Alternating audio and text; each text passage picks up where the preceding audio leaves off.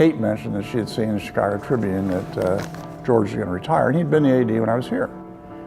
And I knew it had gotten a little bumpy at the end, and so I just said, I'm just going to call him and say thank you for what you did for me and what you've done for the department.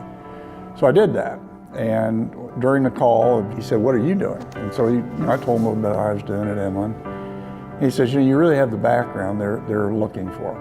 You're a business person, you have the Purdue connection.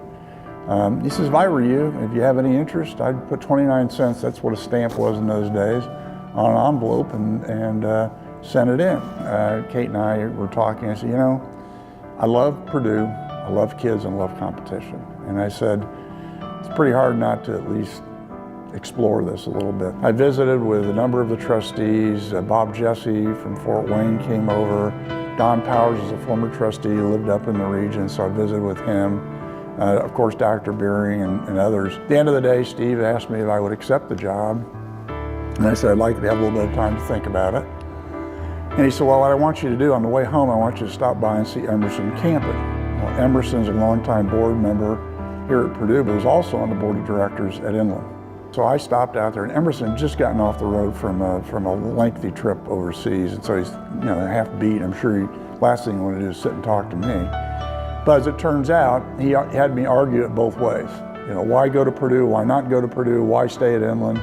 He says, you have a chance to run the company someday at Inland. Do you really want to give that up? If you go become an athletic director, it's not going to be easy to get back into the private sector. He just immediately got up, shook my hand, and says, now you drive home, young man. You talk to your wife, you figure it out, and you call Mr. Darnell and Dr. Beering and let them know your decision.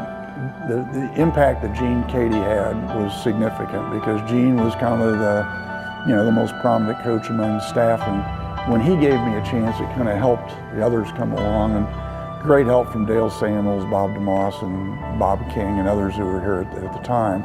It was a little scary because when I pulled the data together with the staff and we looked at where we were athletically and academically, we would estimate we were about 100th out of 351 athletic departments. So we had a big gap. It was a little bit of a daunting task, but I said if you set the annual objectives, you start to make progress pretty soon, you build some momentum in the organization, you can get where you want to be, or at least get closer to where you want to be.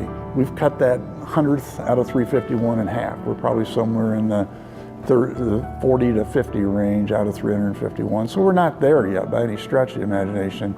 But I think as my successor, Mike Babinski, said when he came in, I think this is a group that's ready to come out of the starting blocks. And I teased him when we talked. I said, I think we're already out of the blocks. We're on the backstretch. Your job is to get the baton and push it across the finish line. The way I learned to manage was to walk around. And I've always tried, from about 3:30, 4 in the afternoon until 6:30 at night to get out to the venues. And I don't think there's anything that excites an employee, or in this case a student athlete, more than somebody who knows their name and knows a little something about them.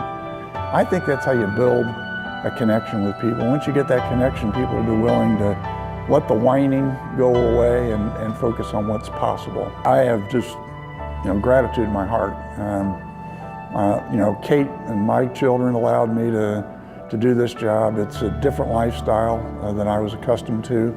You're never really off. Much more public position than I'd been in. So they get a lot of credit. And Kate, I think every spouse of a person who works in athletics, they deserve a little bit of a shout out because it's not an easy life for them.